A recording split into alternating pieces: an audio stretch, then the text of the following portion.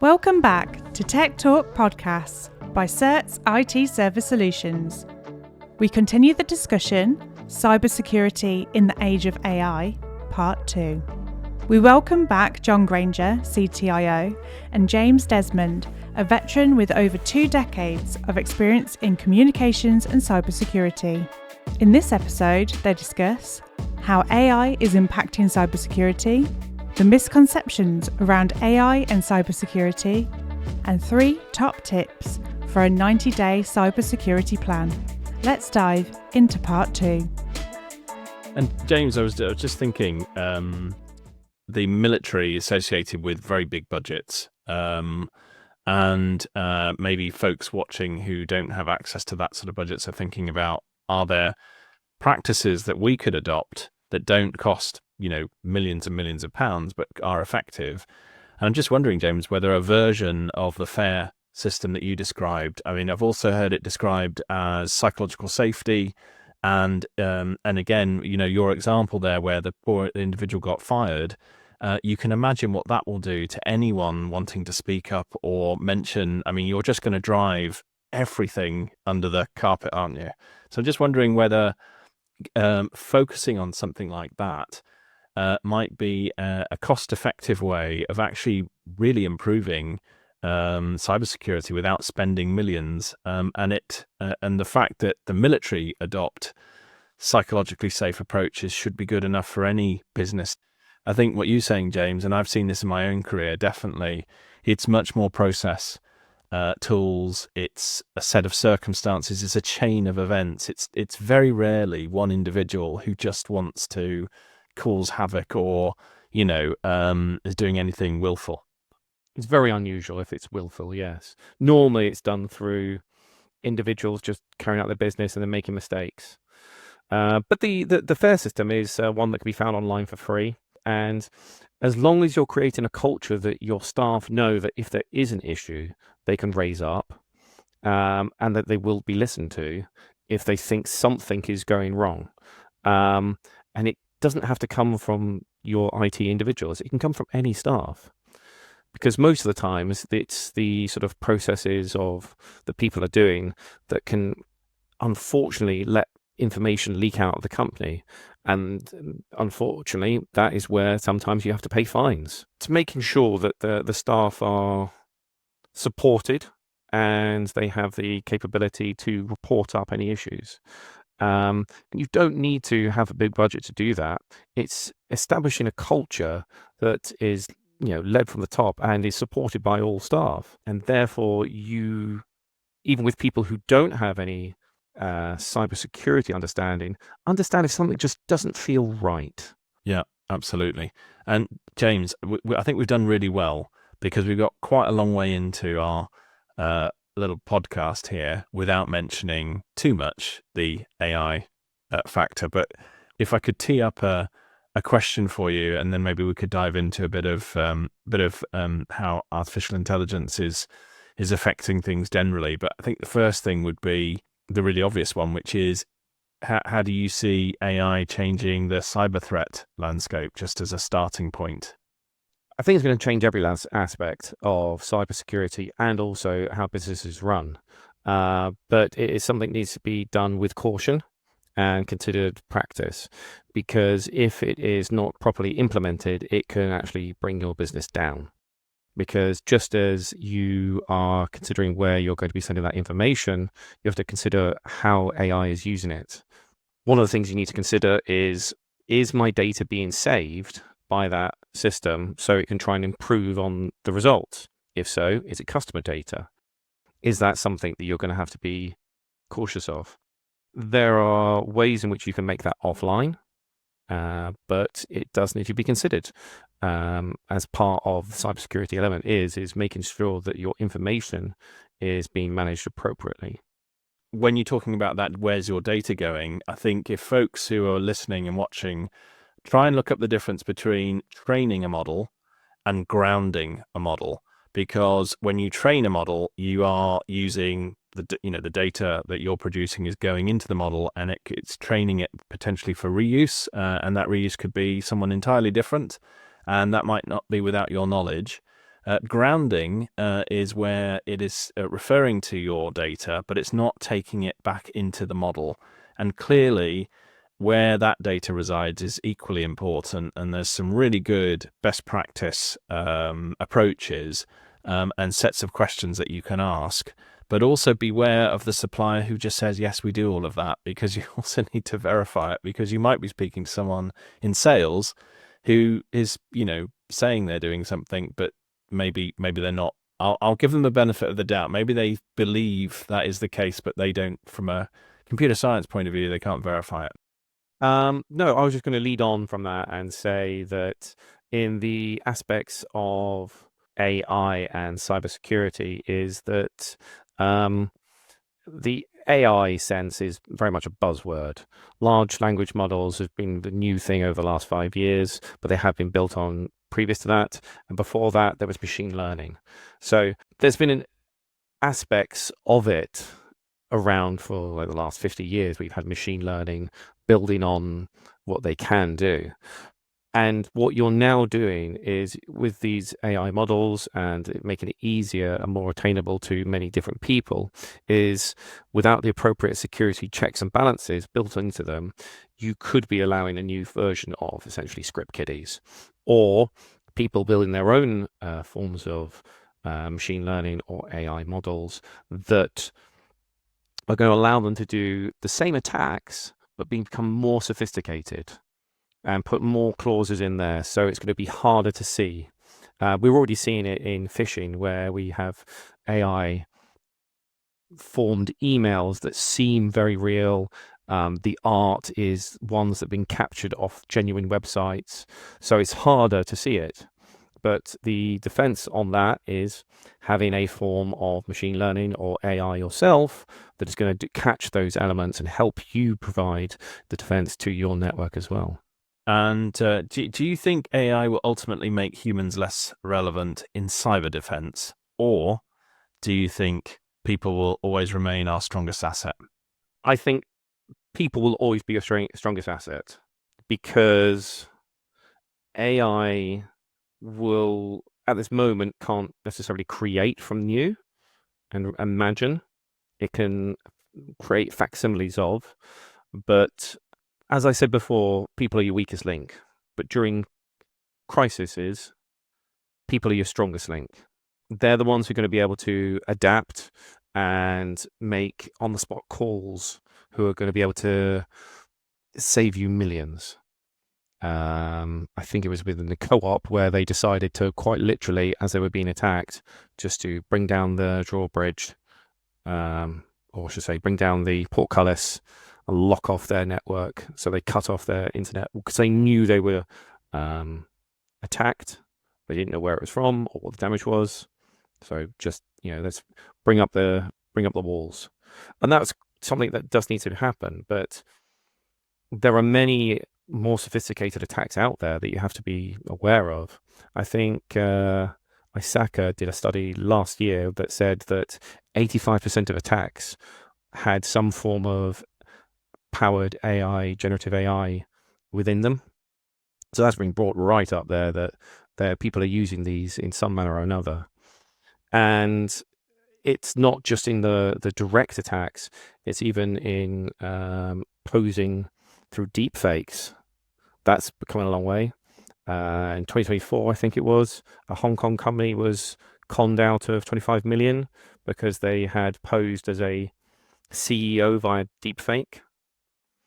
But, as I said, the other side of it that you have to be aware of, as it can be used, is that O2 is using an AI granny to stop fraudsters, just to keep them on the line, just to keep them talking, wasting their time.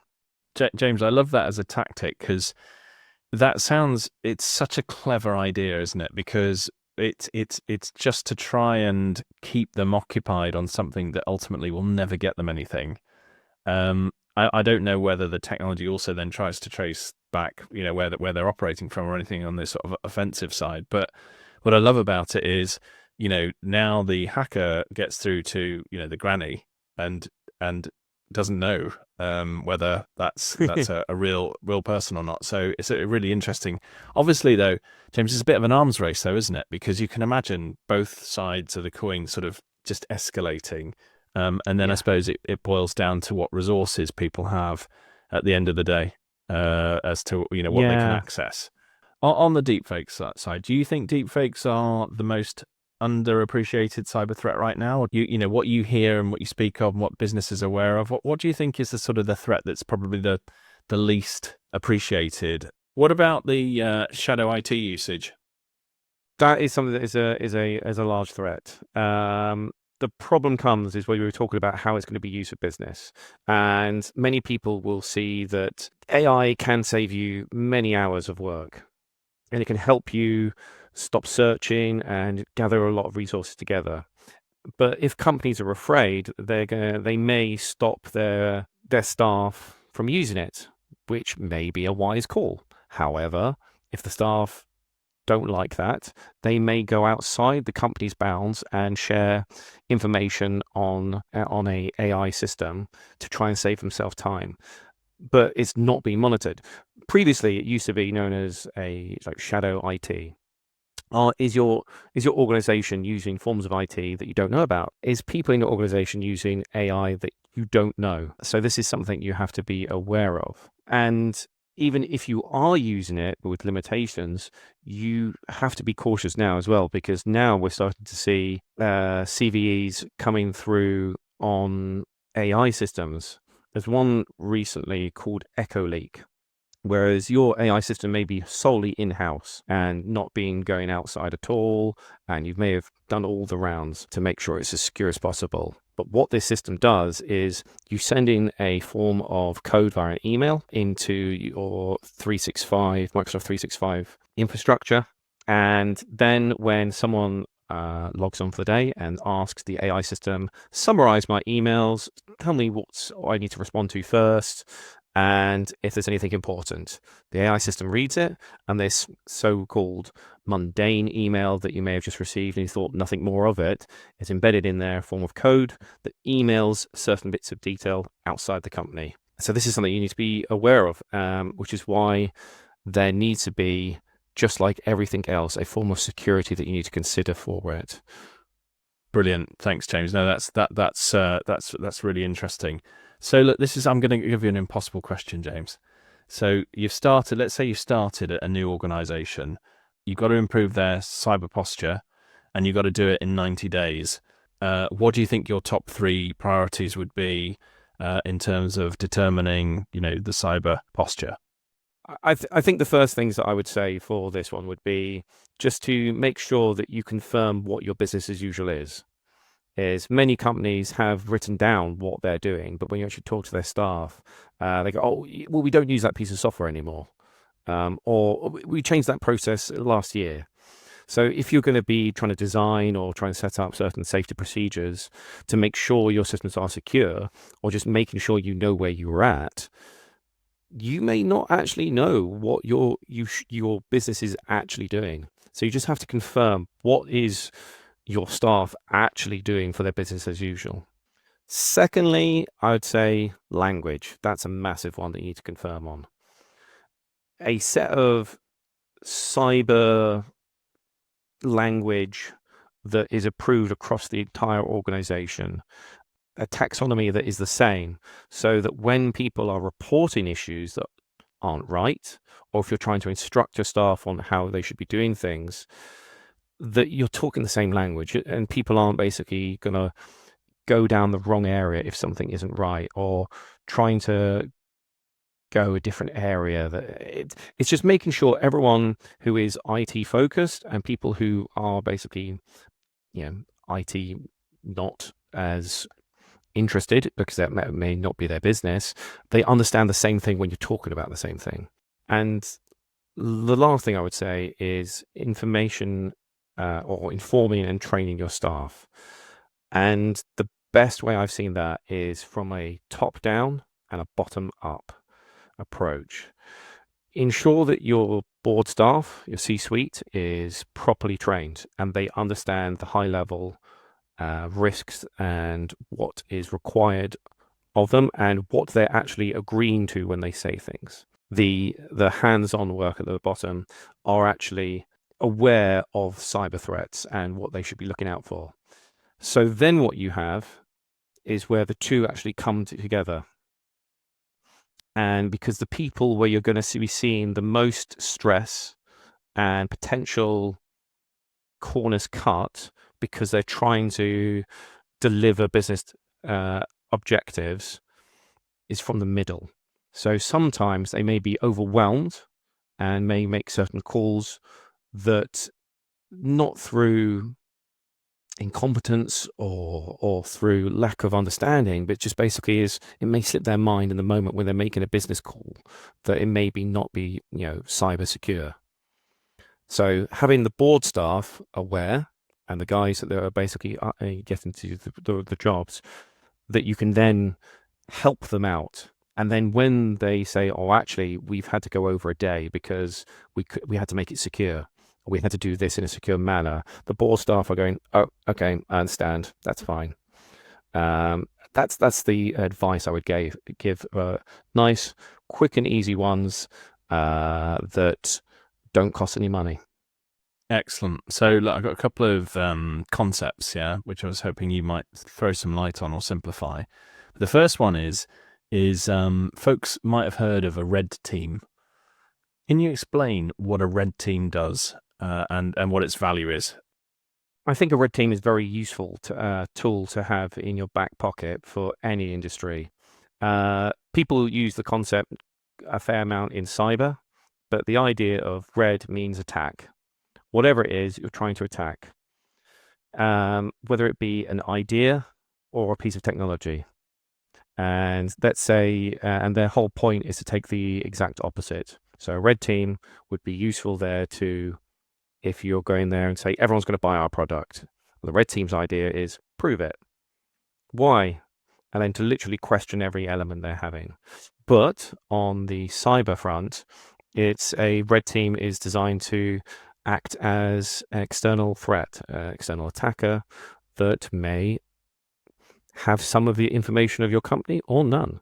And this is where you can know the concepts known as white box, grey box, or black box. The white box being that you know everything about it and it makes it a lot easier. That one is normally used for if you want to test a particular system, you don't want to bring your system down, or let's say have the scenario that the attackers have an administrator password and they have full access to your system. Whereas the black box would be a lot more time consuming. They know nothing about your system and they literally have to start from fresh, which is something of what most attackers would be, but it takes a lot more time. And then you have the middle ground, the grey box, which is where they know some elements of your system to make it a little bit easier. And for most red team scenarios, it's normally a version of the grey box you would be using, because you may be saying, here's our IP addresses, here's what you should be looking at attacking, don't touch these things, please. Got it. And a second phrase, James, for you to throw some light on. So can you explain the difference between trust but verify and zero trust? So I mentioned this before, but the idea is that trust but verify was essentially when you've got systems inside your network that you should trust them, you shouldn't slow down the traffic, but you should just verify that they are who they are, not really spend much time on it. However, the zero trust is completely the opposite. Do not trust any streams of traffic, no matter where it's going. You must always have some form of verification in what's going on. And this is to stop lateral movement within your network, because one of the biggest concerns is what happens if we have been breached?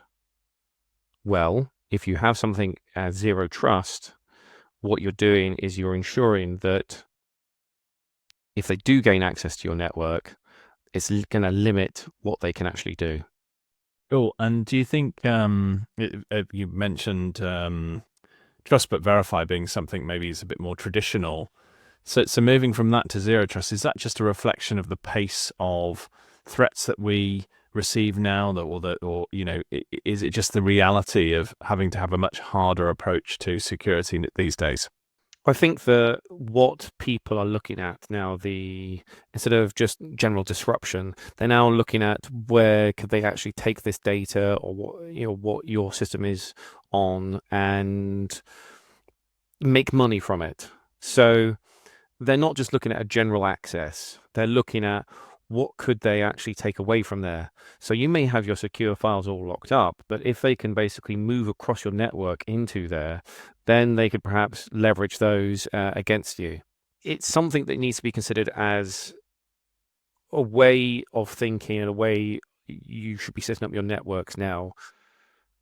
And this is essentially this secure design mentality in, layering, is never letting one of your walls be the only wall, considering that it may fail. So what you're going to do is put up another barrier just to make sure it happens.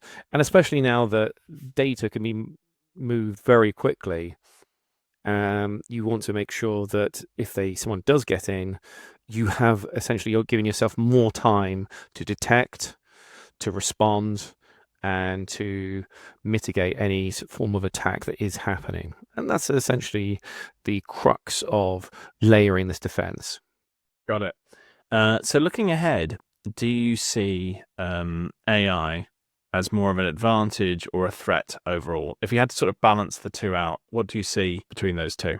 I would say that AI is more of a threat currently, because you have to look at it as a whole. While it will assist you, you have to make sure your organization and the technology that you have is set up to be able to support that infrastructure and support what you're doing, whether it being your staff knowing what they should be using and what they shouldn't be, and also making sure that the industry as a whole, the IT industry as a whole, is aware of the threats. And this is why I'm saying it's an amazing tool that you can use to amplify your workforce 100-fold, but it is also another avenue that could be attacked.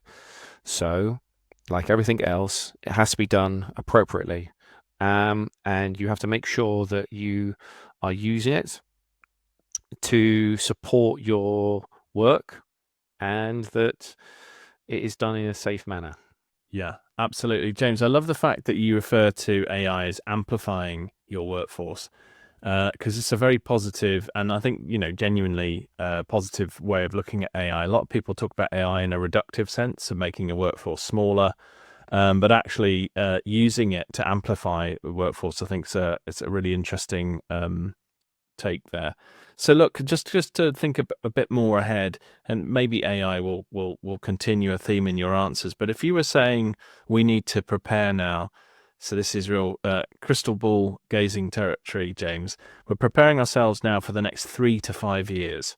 We're a business, we're thinking about what the cyber threats could look like in that kind of horizon. Is there any big categories that you see coming through, or things that people are talking about that plausibly could be emerging in the sort of the 3 to 5 years timescale? I mean, we haven't mentioned quantum at any point yet, and I'm not particularly qualified to talk about quantum because I'm a computer scientist and not a physicist.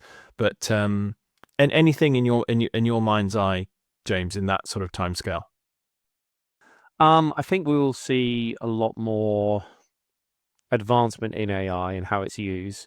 I think the current trajectory is, I get this word wrong every time, I think it's agentic AI. Essentially is an AI that is actually can be utilized as a form of an individual, essentially an agent that can run and do certain things.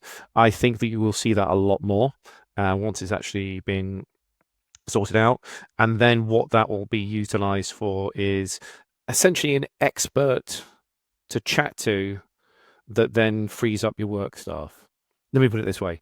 If you've got a load of staff that are trying to carry out a certain function, but they need to check with legal, is this right? This is where the perfect example is. You don't want to waste the time of one of your employees who maybe their time would be spent more wisely doing other things, for someone just to quickly, we just need to check this. But that will then, I think, help many businesses save time, because instead of them going down a particular avenue where you may not be successful, you now can basically very quickly check, should we be doing this? Is this right? Is this achievable? And this will be, I think, may maximize the productivity of staff. But one of the things I will also think that it'll be moving forward in the next 5 years, it depends on the area you're in, but you're going to have a form of verified identity. And because we're seeing this with, deep fakes, as we talked about, and phishing, that we're going to have to look at this. There is current ways where you can now basically get authentication systems in place for email, and they're coming in place. I think that not far from long, it's going to be the same with telephone calls, where you actually got a form of digital certificate on your phone that verifies that it is you who's calling, and a sort of digital identity that is going to basically confirm organizations. We do this somewhat within the internet now to confirm this, but I think it's going to be seen more now at the small level. For that kind of verification, do you think that's going to come out of blockchain technology, or do you think it's going to come out of trusted institutions? Because blockchain's been around for a while now, but it seems to have a lot of energy requirements and some limitations. Whereas I don't know, or it's a combination of that, or getting your identity trusted from a third party. I suppose this identity will become extremely important, and therefore it's got to be, what was the phrase? Immutable was the phrase, wasn't it, with blockchain? And you couldn't tamper with it, although I think theoretically you could. But what's your thought? Do you think that will come out of blockchain, or do you think it's going to be a trusted third party, or a combination of the two? I think to start with, it'll most likely be trusted third party. It's the easiest way to set up and to have it in place. And I think the UK government is looking at doing that for a lot of ways going forward. I know they're doing it with regards to how you're going to interact with the government for benefits and for your own identity. They're doing that. But the blockchain is, like you said, is a way that you can be immutable. But what you may see then is every time it's going to be an arms race. Every time you solve one problem, there's going to be another person trying to basically undermine that. And whereas before you could have number plate cloning, you may have digital identity cloning. So there's things that we do need to consider, and perhaps even the agentic AI may be one of the ones that can actually help solve these things. There's plenty to be done in the next 3 to 5 years, James, I think, for your profession. I think it's fair to say.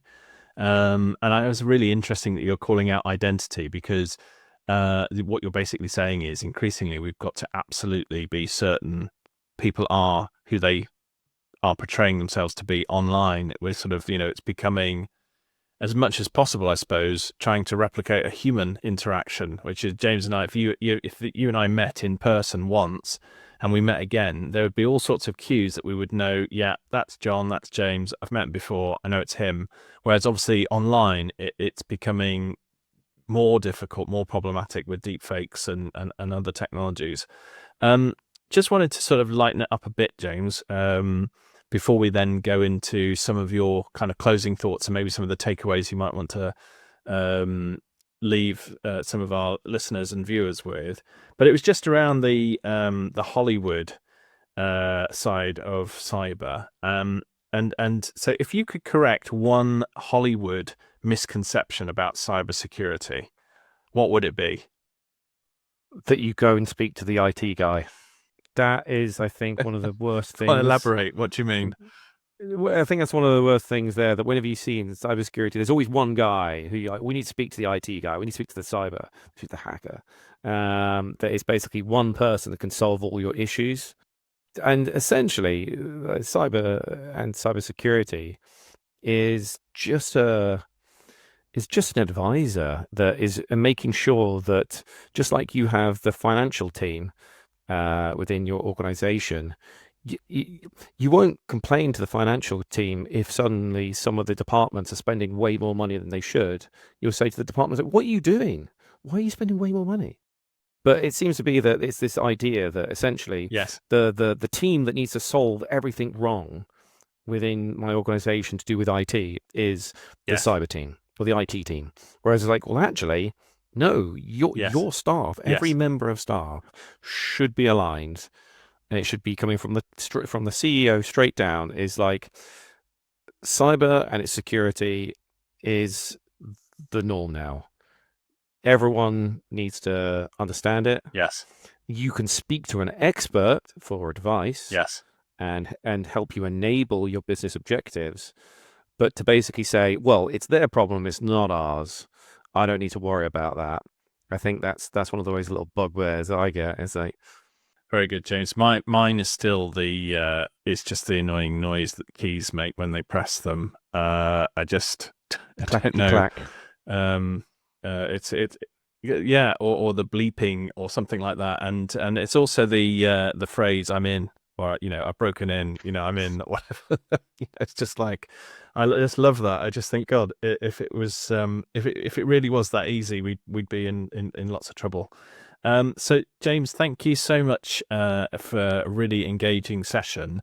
Just wondering now if you could sort of maybe reflect on what we've covered, and if you wanted to kind of give a few takeaways to folks who've been listening, what's at the top of your mind in terms of some advice we might want to leave our viewers and listeners with? The one I would say that you have to be cautious of for all viewers is just be aware of where your data is going and look out for the abnormal. And I think that the one we get told in the military is look for the absence of the normal and the presence of the abnormal. Essentially, if something feels off, maybe you've got something there.